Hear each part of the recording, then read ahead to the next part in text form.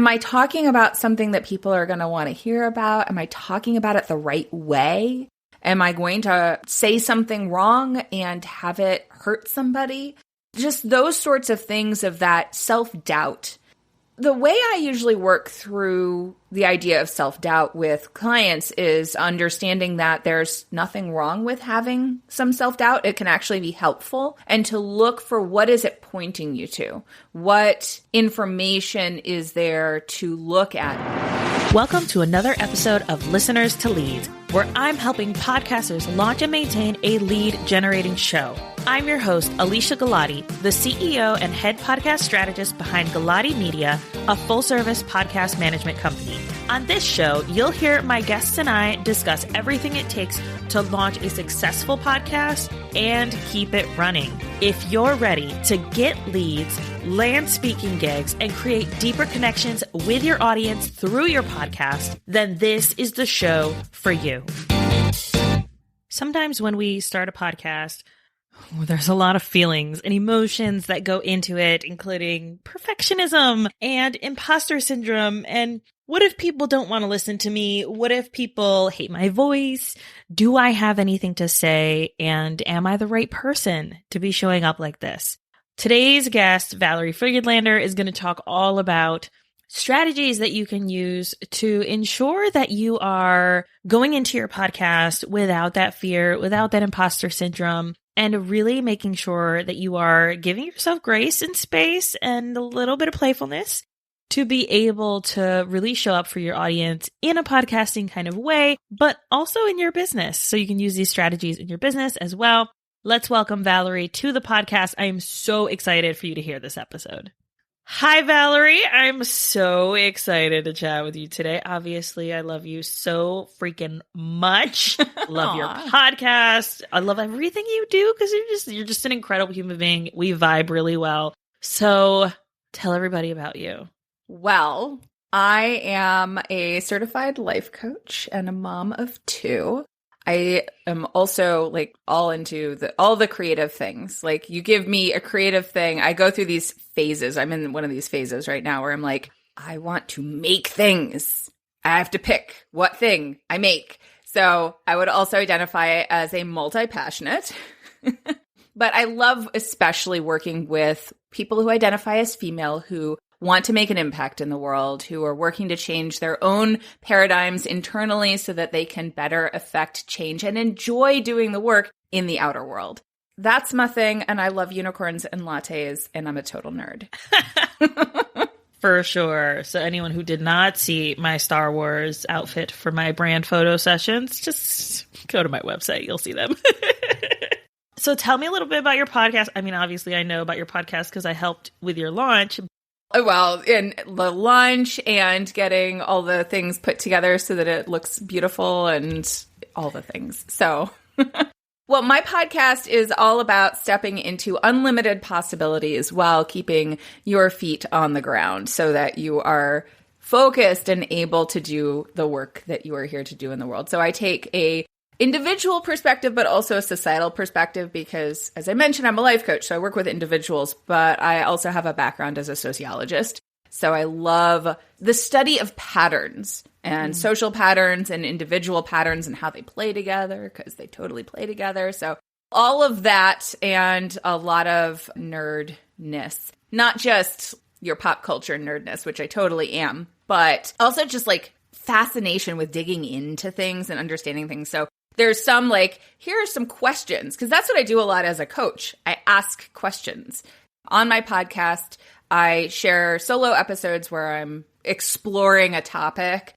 It could be something from the idea of, my most recent one was on apologizing. How do we apologize and why apologizing is important and what that looks like in the world, because we've had a lot of instances where people have apologized really badly. So I thought I would talk about that. And then, to things like dealing with stress and like processing stress and allowing stress to move through you and support you in the ways that it can, and then releasing it in places where it is excessive. I also have interviews with fascinating people, from parenting coaches to people who are sharing their story in the world and have a powerful life journey that they want to help affect change with.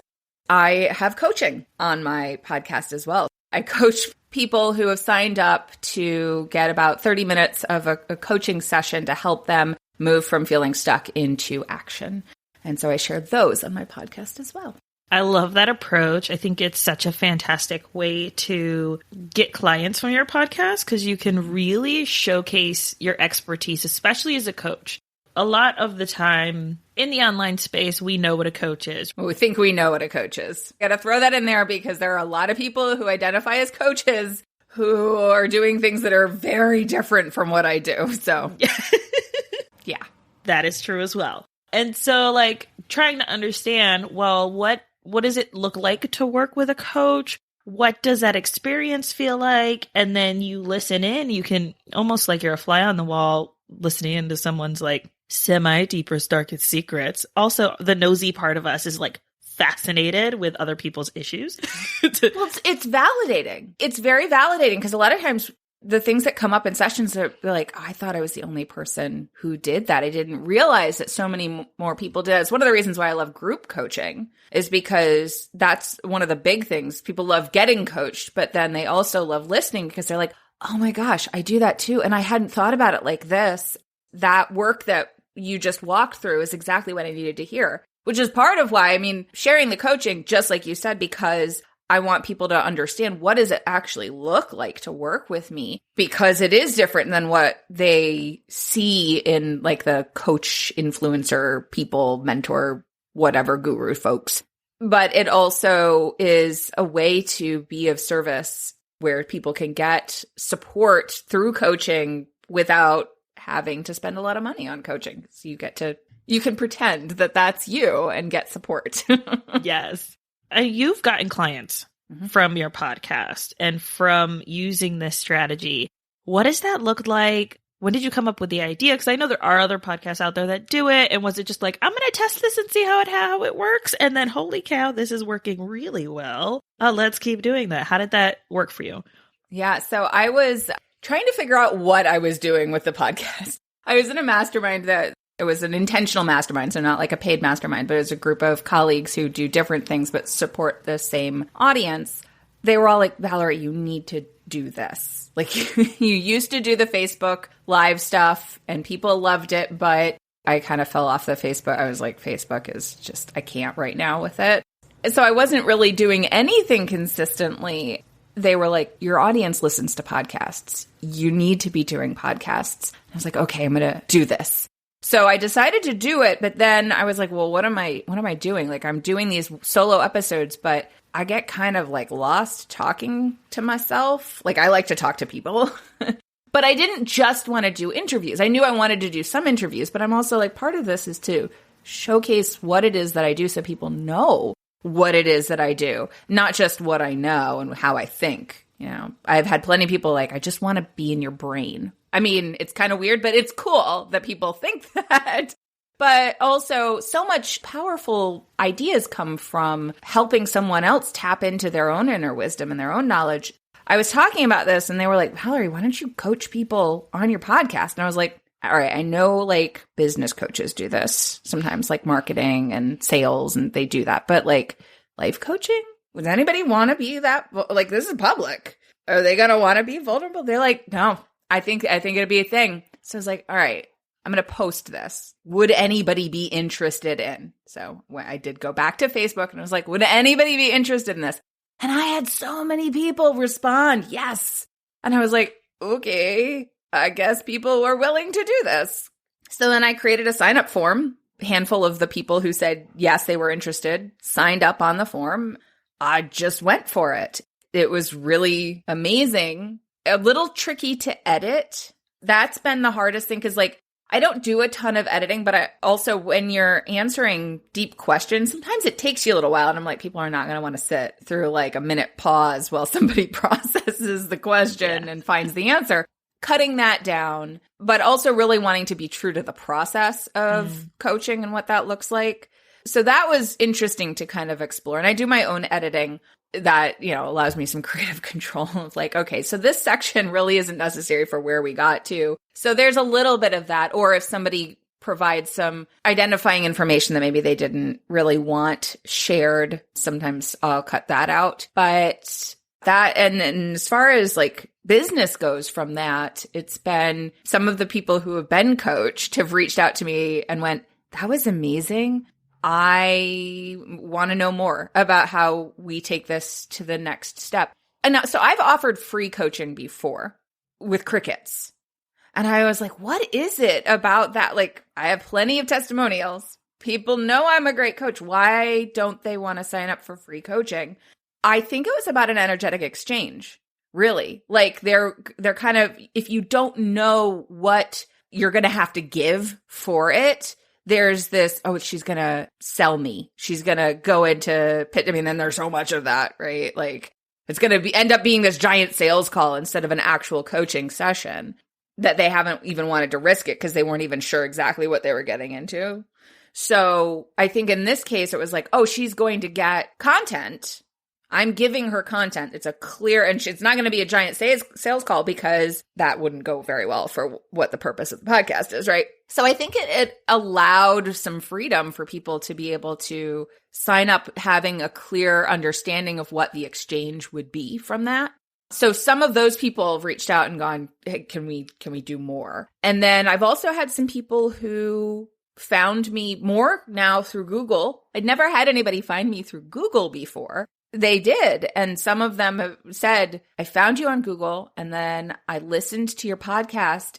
Oh my gosh, you coached someone who is starting a business doing tarot. That's amazing. Most of the people that I've talked to have been these like executive coaches, but you're like a highly reputable coach and you've coached somebody around a tarot business, like a psychic business. That's amazing. And I totally resonated with what you were talking about on this, even though she's totally different industry. Being able to kind of showcase like what that looks like has helped people say, yes, I want to work with you. I love that, especially the energetic exchange, because I have definitely, especially early on, we've both been in the online space for, I want to say, we were running in the same circles for about the same time, like last 6-7 years. In the beginning, I would get on calls with people and it was always very weird because you'd call them coffee chats or free coaching calls. And then you didn't really know what you were getting out of it. It was more like, I just want to connect with new people. I'm not trying to sell you. I just want to connect with you. Whereas they were taking the approach of, I'm trying to sell to you. So are you an ideal client? And I remember having a call with someone. It was a coffee chat. So I just wanted to get to know her, wanted her to get to know me. And then like she was very dismissive because I was not her ideal client. And I energetically, I can feel that. Yeah. Also, I'm extremely intuitive. And I could just feel it. Like she did not want to have this conversation with me because I was not trying to, like she was trying to sell people on leaving their day job. I enjoyed my day job. I just wanted a side hustle and she didn't want to hear it. And so it was like, it was straining almost. And then being on other calls with free coaching where I've had two different experiences where one, it was very clear that they were trying to sell me and like, I have this life-changing thing that I can give you. But I like during the call, I didn't even feel like I got anything to feel like I want to spend money on you. Whereas the other one that I was on was more of a like helping with anxiety. I just had my second kid. So Lord knows there was like tons of anxiety going on. Plenty going on there. And so it was my first introduction to mindfulness. Feeling your body where it is in space rather than just kind of moving and constantly going. And I was so astounded about the release that I felt toward the end of that 15 minutes. I was like, yes, I need to work with you. So those experiences were completely different. And being able to give someone something during a 15, 30-minute call is going to get you further along than just being like, nope, you need to buy my program. It's life-changing. Why is it life-changing? Just because it is. Like, yeah, no. That reminds me so much of what I heard someone who I spoke with. She kind of called it being burned. She was working with someone who was just telling her, just trust the process. You'll get it. Just trust the process. And it's like, So she had all this baggage around the idea of just trusting the process. And I'm like, okay, so the difference that I hear within that is this person was asking you to trust their process. You need to trust your process. Yes. It's not about trusting somebody else's process. It's about trusting your own process. And if that's not resonating with somebody else's process, it might not be aligned space for you. So, and if that person isn't open to that being the case, you might have an issue. Yes. No, thank you. So you talk a lot in your business and on your podcast about things like imposter syndrome, perfectionism, toxic positivity is always like, I love when you talk about that because it's my jam. I love talking about it. I love being about it. It's awesome, especially as someone who has dealt with grief. Toxic positivity was very prevalent right afterwards. A lot like you kind of go through this space. If you've ever lost someone, listeners, then you'll understand what I'm saying, where the world keeps moving and you can't. And it's almost like, why is everybody okay? Why is everybody moving forward? Why is everybody kind of just like, this is normal? Like, this is what's happening. No, my world has just like crumbled. A lot of people like growing up religious, push past it, keep going. The Lord has his ways. You know, like, no. Everything has a purpose. Everything has a reason. Yes. Let's talk about launching. That was just my whole rant on toxic positivity. I love it. And we're going to link to your episodes on toxic positivity. So y'all listen to that. Great episodes. So with your launch, I know I have had clients where they have had some serious hangups around either the sound of their voice, listening back to their own voice. Who am I to show up in this space? So how do you kind of talk through that with your clients or walk through it with yourself in your own launch? I definitely had less so about my voice because one of the things I've toyed with and I've done some of is voiceover work. So I didn't have too much stuff around my voice, but I definitely had like, am I talking about something that people are going to want to hear about? Am I talking about it the right way? Am I going to say something wrong and have it hurt somebody? Just those sorts of things of that self-doubt. The way I usually work through the idea of self-doubt with clients is understanding that there's nothing wrong with having some self-doubt. It can actually be helpful, and to look for what is it pointing you to? What information is there to look at? So if you're having doubt, think of it rather than a stop sign as a caution sign and to check in. So I've set up some things where like, if I'm doing a particular topic, I'll check in with somebody. I've got a couple of people who I will be like, would you listen to this and let me know if I missed something? Not necessarily in content, because I talk about big topics. Like you talk all day about toxic positivity, about grief, about like any of those things are like really big topics. So I try and nugget them, but I'm also not like a small talk person. So really breaking things down is not necessarily my forte. That's why when I work with people, it helps because they help focus the conversation. But to be able to say, did I slip and say something because of my own programming that isn't what I would have intended? Having people to check in on that, to look for topics that I feel like I have enough information on, or if I don't, doing the research for it. So kind of taking that self-doubt and using it as a tool for improvement. But then the perfectionism part of me has to go, okay, there's only so much I can do here. And I can always come back to it. That's the other piece that I always remember is a core component of what I'm about is about being resilient and about growing. To be able to say, I can come back to this. And if I get more information, I can revisit the topic and I can add to it, or I can engage something. If somebody asks me a question or has a concern about something, I can address that. So it doesn't have to be everything. It can just be what it is. And also going, it's my podcast. Like, there's no rules. So I kept trying to set rules for myself around it. I work with a lot of clients who are deprogramming and trying to create their own rules for life. And that's what they want. They want the freedom of setting their own rules. But we grow up in a system where there's a lot of rules and a lot of them aren't spoken rules. So they're just kind of there. So especially when I work with people who are stepping out of corporate into starting a business and you go, all right, where are the rules? how do I do this the right way? It's like, well, there is no right way. There are plenty of people who will try and tell you their right way, but there's no your right way except the way that you create. And you just have to learn how to do that. Reminding myself of that with the podcast of like, this is my podcast. And I don't have to have a theme every month. And I don't have to do a solo episode and then an interview and then coaching. I can do it however I want to. And if I decide that that helps me, if that's useful for me in organizing my time and in showing up to the work consistently, then I can do that. But if I start trying to do that and I was like, nope. Because I like to just like, I'm inspired. Let's just do this. Being able to go, okay, this is mine and I can evolve and it can evolve and that's okay. And notice what the emotions are and then do whatever makes sense to support whatever concerns there are, but then do it. Because if I don't do it, I can't learn from it.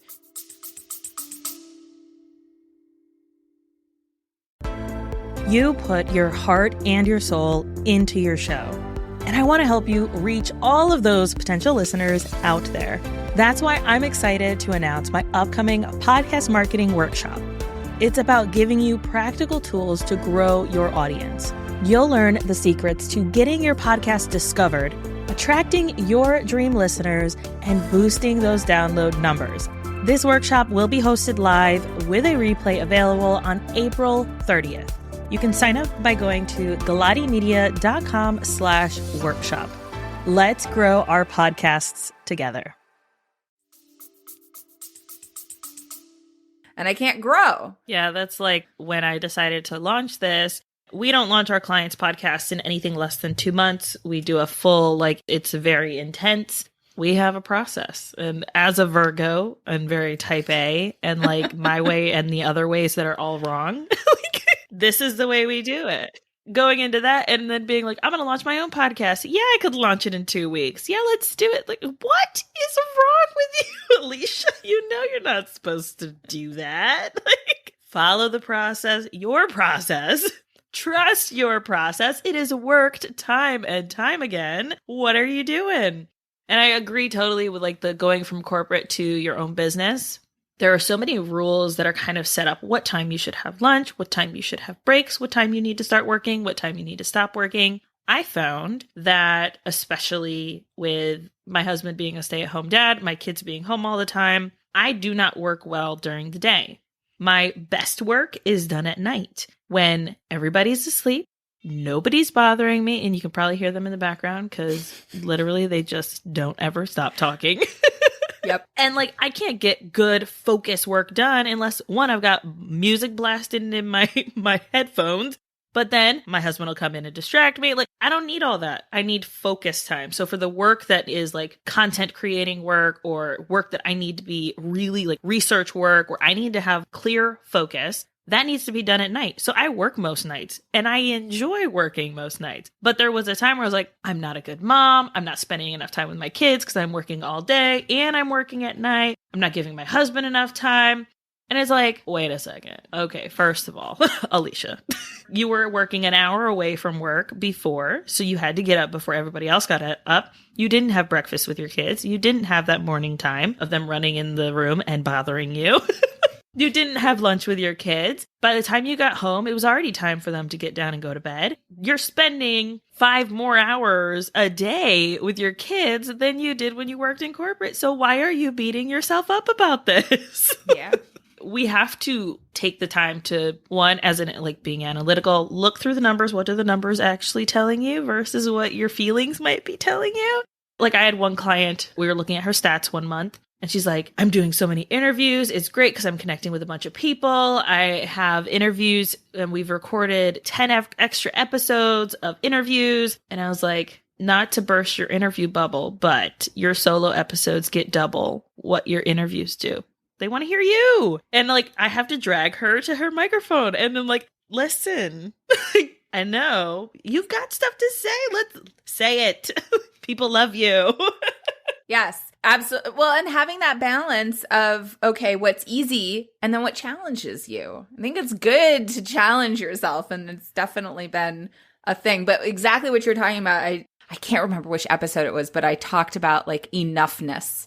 Like you have to define what is enough for you in this space. Maybe it's not like forever, but like what is enough? And that was so key for me to be able to say, okay, this is my podcast. I get to decide what it looks like. And that means I also have to decide what enough looks like. Because if I don't do that, then I'm going to be crazy more than I already am.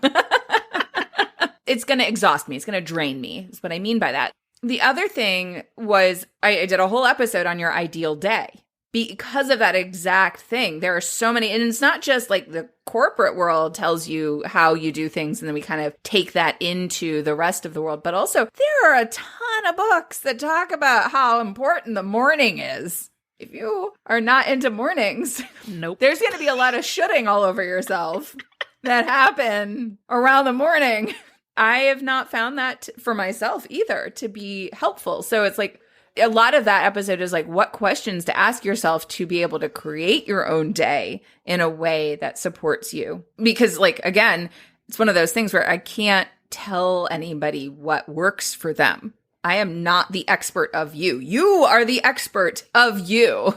That's one of the things that I get into and look at is like so many people are out there in the online space, in the self-help, personal development space, especially even on podcasts of like, this is what you need to do. Do these things, 5 steps, and you'll have it all correctly and do it the right way. That sounds great. And that provides this sense of security. But is life really about being safe? Like if we're always playing it safe, yeah, okay, working with somebody might push you outside of your comfort zone, but like, is it because they told you needed to do that? Or is it because that was something that you felt led to do?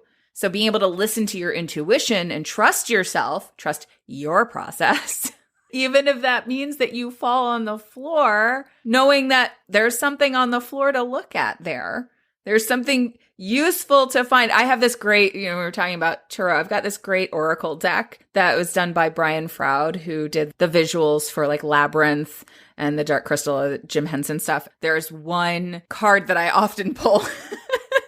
Which is, and I forget the fairy's name. You'd think I'd remember it, but it's a fairy that's all about falling down and noticing what is on the floor, like noticing what's on the ground. And maybe there's something you would have missed had you not fallen to find it.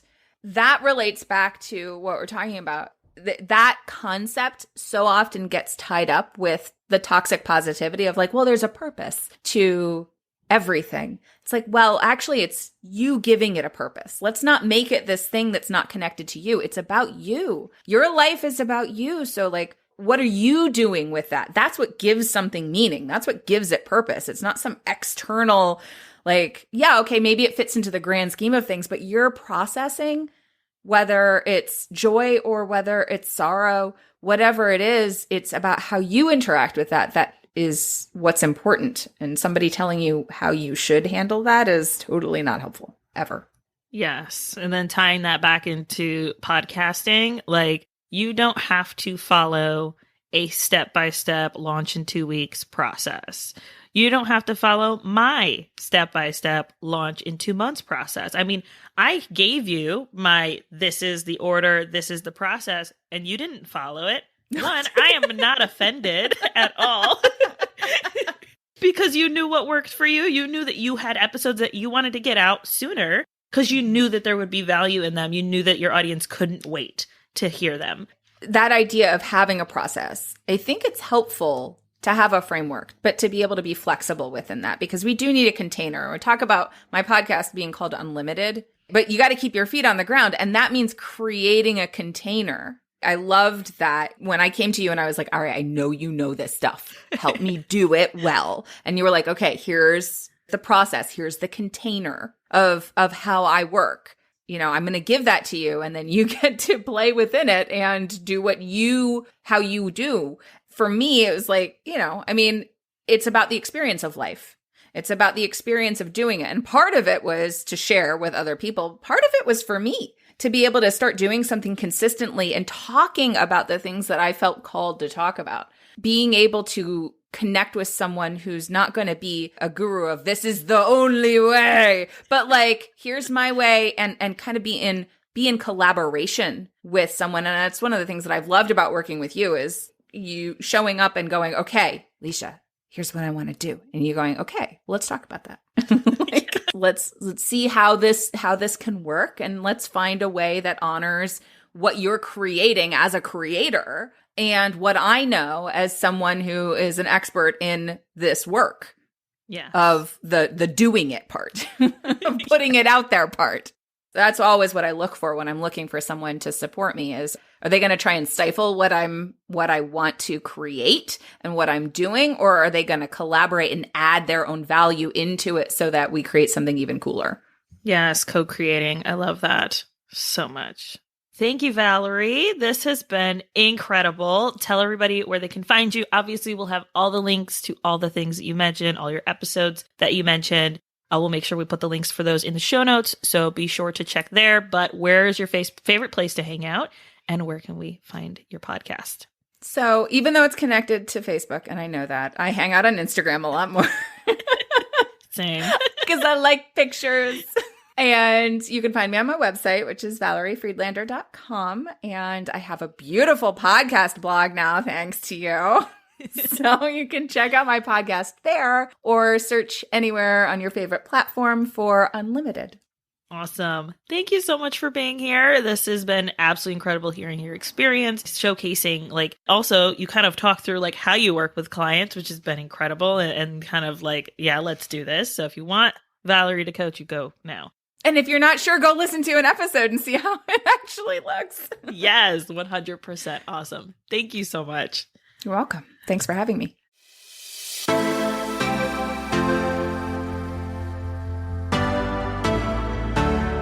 Thank you so much for listening to this episode of Listeners to Leads. If you found something in this episode valuable, I would really appreciate it if you shared it with a friend who you know would also get value from it. Want to send me a message? My favorite place to hang out is Instagram. You can find me at alicia.galati.